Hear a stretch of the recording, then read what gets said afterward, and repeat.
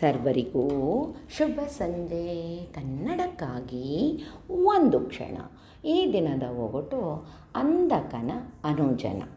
ಮಡದಿಯ ವಾರಗಿತ್ತಿಯ ಅಳಿಯನ ಕೊಂದವನ ಅಗ್ರಜನ ಮಾತೆಯ ಅಳಿಯನ ಮಡದಿಯ ಅಗ್ರಜನ ಅಳಿಯನು ಯಾರು? ಸರಳ ಸುಂದರವಾಗಿದೆ. ಎಲ್ಲರೂ ಪ್ರಯತ್ನಿಸಿ. ಬೇಗ ಬೇಗ ಉತ್ತರ ನೀಡಿ. ನಿಮ್ಮ ಪ್ರಯತ್ನ ನಿರಂತರವಾಗಿರಲಿ. ನಿನ್ನೆ ನಾನು ಒಂದು ಒಗಟನ್ನು ಕೇಳಿದ್ದೆ. ಸರ್ಪಶಯನನ ವಾಹನನ ಆಹಾರವ ಕೊರಳಲ್ಲಿ ಧರಿಸಿಹನ ಮಡದಿಯ ಪುತ್ರನು ಹೊಟ್ಟೆಗೆ ಸುತ್ತಿಕೊಂಡವನ ಯಾಗ ಮಾಡಿದವನ ಅಪ್ಪನ ಕೊಂದವನ ಹೆಸರೇನು?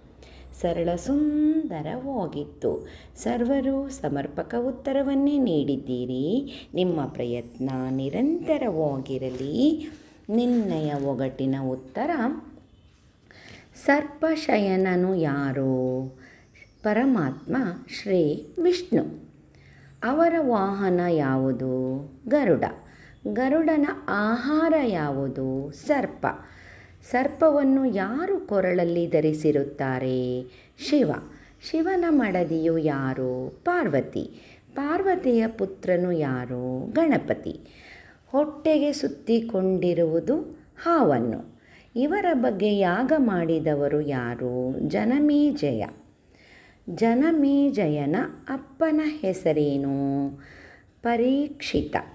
ಈ ಪರೀಕ್ಷಿತನನ್ನು ಕೊಂದವರು ಯಾರು? ತಕ್ಷಕ.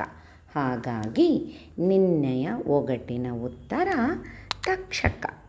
ಚಿತ್ರವನ್ನು ಒಮ್ಮೆ ನೋಡಿ, ಮತ್ತೊಮ್ಮೆ ಒಗಟನ್ನು ಕೇಳಿ. ಮತ್ತೊಮ್ಮೆ ಎಲ್ಲರಿಗೂ ಶುಭ ಸಂಜೆ. ಕನ್ನಡಕ್ಕಾಗಿ ಒಂದು ಕ್ಷಣ. ನಿಮ್ಮೊಂದಿಗೆ ಆ ಶ್ರೀ.